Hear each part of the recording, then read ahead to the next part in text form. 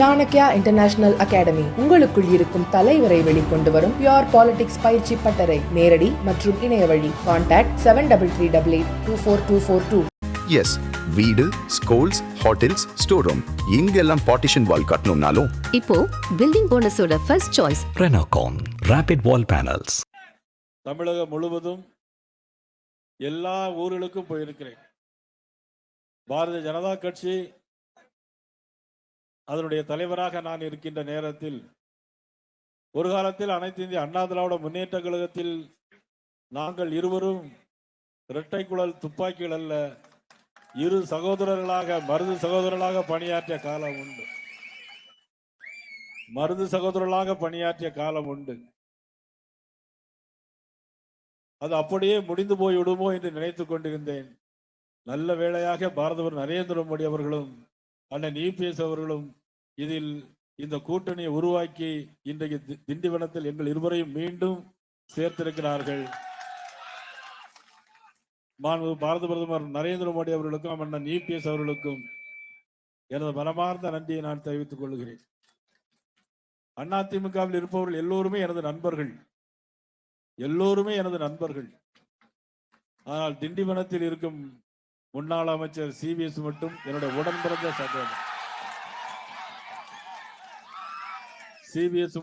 உடன்பிறந்த சகோதரர் என்ற உணர்வோடு எல்லா காலங்களிலும் தேர்தலில் கூட்டணி இருந்தாலும் இல்லாவிட்டாலும் எல்லா காலங்களிலும் இதே உறவு நீடித்திருக்கிறது என்று சொன்னால், இன்றைக்கு திண்டிவனத்தில் நான் வந்திருக்கிறேன் என்று சொன்னால் என்னுடைய உடன்பிறந்த சகோதரன் வீட்டிற்கு வந்திருக்கிறேன் என்ற உணர்வோடு உங்களை எல்லாம் நான் இங்கே சந்திக்கின்ற வாய்ப்பினை பெற்றிருக்கிறேன்.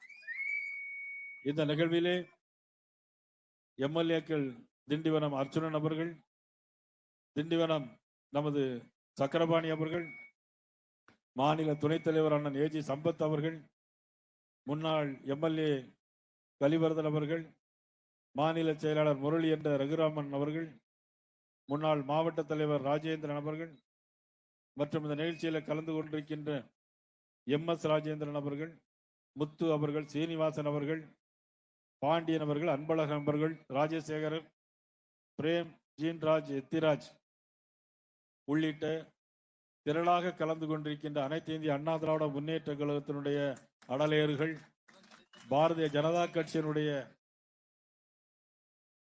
மண்டல தலைவர்கள், பொறுப்பாளர்கள், புரட்சி தலைவர் எம்ஜிஆருடைய இரட்டையிலை சின்னத்தை தாங்கி இருக்கிற ஆற்றல் மிகு அடலேறுகள் அனைவருக்கும் எனது நன்றியும் வணக்கம்.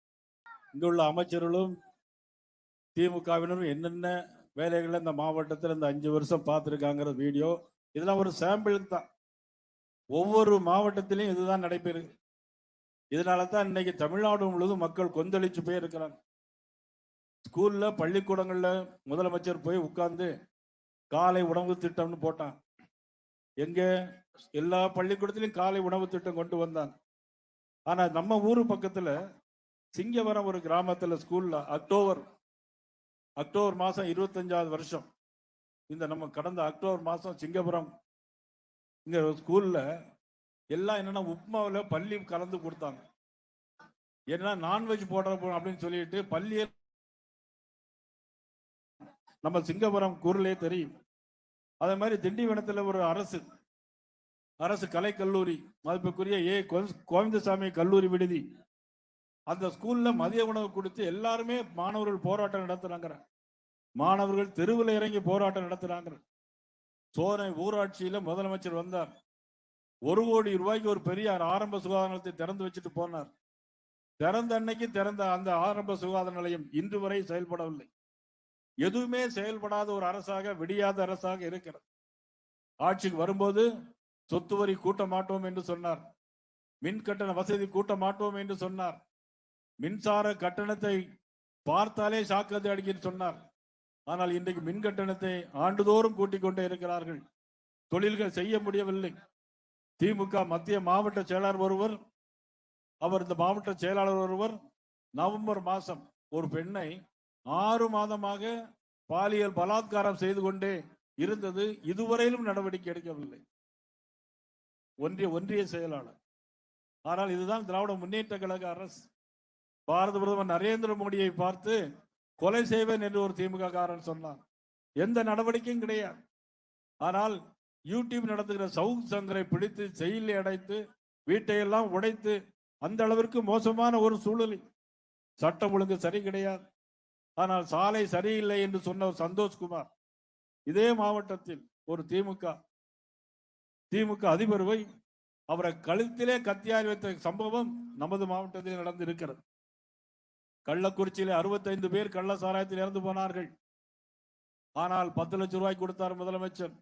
நம்ம ஊர்ல தோட்டத்துல எங்கேயாவது வேலை பார்த்து யாராவது இறந்து போனா 2 லட்சம் ரூபாய் கூட கொடுக்க மாட்டார். ஆனா கள்ளச்சாராயம் குடித்து இறந்து போனால் 10 லட்சம் ரூபாய் கொடுக்கக்கூடிய முதலமைச்சர். சரி, கள்ளச்சாராயத்தை கட்டுப்பாடு பண்றீங்களா என்று சொன்னால் அதுவும் இல்லை. மரக்காலத்திலே 4 பேர் கள்ளச்சாராயம் குடித்து இறந்து போனார்கள்.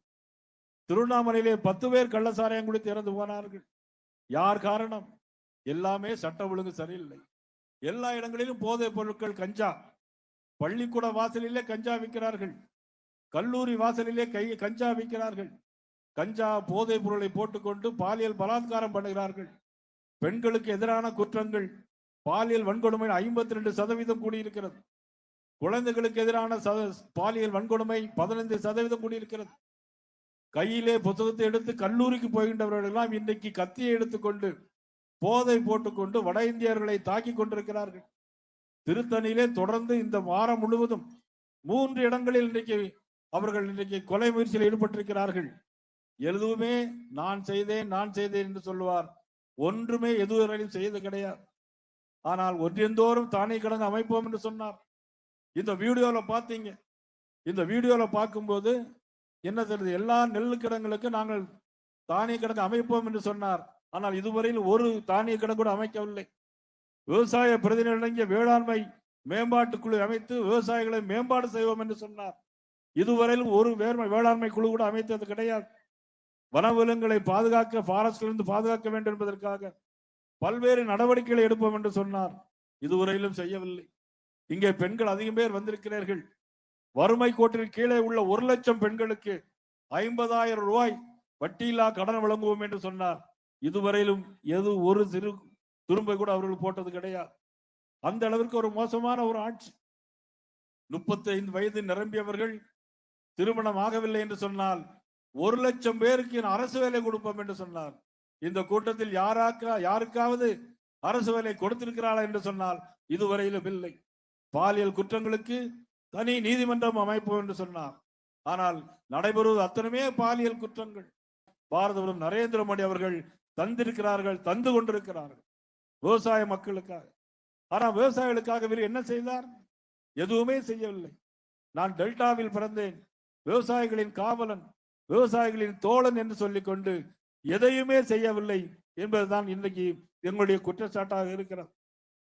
1 லட்சம் பேருக்கு ஆயுஷ்மான் திட்டத்தில் இன்றைக்கு பங்கு கொள்வதற்காக ஏற்பாடுகளை செய்துவது மத்திய அரசு. அது மட்டுமல்ல, இந்திய மாவட்டத்தில் 1 லட்சம் வீடுகள் மத்திய அரசு சார்பாக மோடி வீடு திட்டத்தின் கீழ் கட்டி கொடுக்கப்பட்டிருக்கிறது என்று சொன்னால் அது மத்திய அரசு, பாரத பிரதமர் நரேந்திர மோடி அவர்கள் செய்து கொடுத்த திட்டம். 505 கிலோமீட்டர் சாலைகள் நமது இந்த மாவட்டத்தில் மட்டும். கிராமப்புற சாலைகள் பிரதமருடைய திட்டத்தின் கீழ் கிராமப்புற சாலைகள் 505 கிலோமீட்டர் இங்கே போடப்பட்டிருக்கிறது. விழுப்புரம் டு வேலூர் 150 கோடி ரூபாய்க்கு ரயில் திட்டங்கள் போடப்பட்டிருக்கிறது. Villupuram to Cuddalore, Cuddalore to Mayavaram, Mayavaram to Thanjavur 2000 கோடி ரூபாய்க்கு மேலே சாலைகள் திட்டங்கள் போடப்படுகிறது என்று சொன்னால் மத்திய அரசு இவ்வளவும் தந்திருக்கிறது. இது மட்டுமல்ல, புதிய திட்டமாக புதுச்சேரியிலிருந்து பூண்டிவயல் குப்பம் 1296 கோடி ரூபாய்க்கு இங்கே சாலைகள் போடப்படுகிறது. இவ்வளவும் தந்திருக்கிறது பாரத பிரதமர் நரேந்திர மோடி அவர்கள். இத்தனை சாலைகளும் ஆரம்பத்திலே போடுவதற்கு வாய்ப்பாக இருந்தது அண்ணன் இபிஎஸ் அவர்கள் முதலமைச்சராக இருந்த காலத்தில். இன்றைக்கு எல்லோரும் நினைக்கலாம் இந்த கூட்டணியை எங்க இருக்கிற சி.வி. சண்முகமோ நயினார் நாகேந்திரன் உருவாக்கிய கூட்டணி அல்ல. பாரத பிரதமர் நரேந்திர மோடி அவர்களும் அண்ணன் இபிஎஸ் அவர்கள் உருவாக்கிய கூட்டணி. காரணம் என்ன? இந்த நாட்டில் யார் முதலமைச்சராக வர வேண்டும் என்பது ஒரு பக்கம் இருந்தால், யார் முதலமைச்சராக இருக்கக்கூடாது என்பதற்காக, ஒரு குடும்பத்தின் ஆட்சி இருக்கக்கூடாது என்பதற்காக, ஒரு விடியாத அரசு இருக்கக்கூடாது என்பதற்காக, போதைப் பொருள் கலாச்சாரம், எங்கு பார்த்தாலும் கட்ட பஞ்சாயத்து, திராவிட முன்னேற்ற கழகத்தை சேர்ந்தவர்கள் பண்ற அட்டூழியம், அமைச்சர்கள் மீது இருக்கின்ற வழக்குகள், இவை அத்தனையும் நிச்சயமாக இந்த நாட்டிலிருந்து அப்புறப்படுத்தப்பட வேண்டும். இந்த நாட்டிலிருந்து களையப்பட வேண்டும். மக்கள் நிம்மதியாக வாழ வேண்டும், பெண்கள் நிம்மதியாக வாழ வேண்டும் என்பதற்காகத்தான் இந்த ஆட்சி அகற்றப்பட வேண்டும் என்பதற்காகத்தான் உருவாக்கப்பட்ட அற்புதமான கூட்டணி அனைத்து இந்திய அண்ணா திராவிட முன்னேற்ற கழகம். இதை புரட்சி தலைவர் எம்ஜிஆரால் உருவாக்கப்பட்ட அற்புதமான இயக்கம். பாரதிய ஜனதா கட்சி டாக்டர் சியாம் பிரகாஷ் முகர்ஜியால் ஆரம்பிக்கப்பட்ட கட்சி.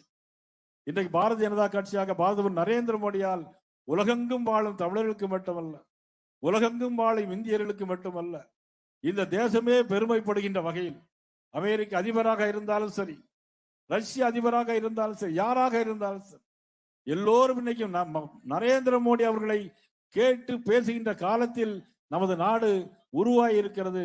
வல்லரசு நாடாக மாறி இருக்கிறது, மாறிக்கொண்டிருக்கிறது. நமது நாடு முன்னேற, நமது மொழி வளம் முன்னேற, தமிழகம் முன்னேற, தமிழகம் தலை நிமிர நிச்சயமாக நீங்கள் வருகின்ற காலத்தில் அனைத்து இந்திய அண்ணா திராவிட முன்னேற்ற கழகம், பாரதிய ஜனதா கட்சி, தமிழ் மாநில காங்கிரஸ், ஐஜேகே மற்றும் வருகின்ற தோழமை அத்தனை கட்சிகளும் ஒன்றாக இணைந்து ஒட்டுமொத்தமாக இருந்து இன்றைக்கு எல்லா ஊர்களிலும் ரூபாய்களை பதுக்கி வைத்திருக்கிறார்கள். ஓட்டுக்கு 2000 3000 கொடுக்க போறேன்னு சொல்லுகிறார்கள். கரூரிலே செந்தில் பாலாஜி 1 கிராம் தங்கம் கொடுக்க போறதாக சொல்லுகிறார்கள். இதையெல்லாம் வாங்கி ஒரு நாள் பிரயோஜனம். இதையெல்லாம் மறந்து விட்டு வாங்கி அப்படியே வீட்டுல வச்சுக்கிட்டு நீங்கள் போட வேண்டிய ஓட்டு, அது அதிமுக இரட்டை சின்னமாக இருந்தாலும் சரி, பாரதிய ஜனதா கட்சி தாமரை சின்னமாக இருந்தாலும் சரி, உங்களுடைய ஒவ்வொரு ஓட்டும் இந்த சின்னங்களுக்கு விழ வேண்டும். உங்களுடைய நீங்கள் வைக்கிற வேட்டு அவர்களுக்கு விழ வேண்டும் என்று இந்த நேரத்தில் கேட்டுக்கொண்டு, நமது நாளைக்கு நடைபெறுகின்ற புதுக்கோட்டையில் நடைபெறுகின்ற நமது தமிழன் தலைநிமிர அந்த எழுச்சி பயணத்தின் இறுதி நாள் நிகழ்ச்சியில் அனைவரும் வந்து கலந்து கொண்டு சிறப்பிக்குமாறு அன்போடு உங்களை எல்லாம் கேட்டு இந்த வாய்ப்பினை உருவாக்கி கொடுத்த அனைவருக்கும் நன்றி தெரிவித்து, தஞ்சாவூர் இளங்கோ, லோகநாதன், மகா சுசீந்திரன் உள்ளிட்ட அனைவருக்கும் எனது நெஞ்சார்ந்த மனமார்ந்த நன்றியை தெரிவித்து வாய்ப்புக்கு நன்றி கூறி அமைகிறேன். நன்றி, வணக்கம்.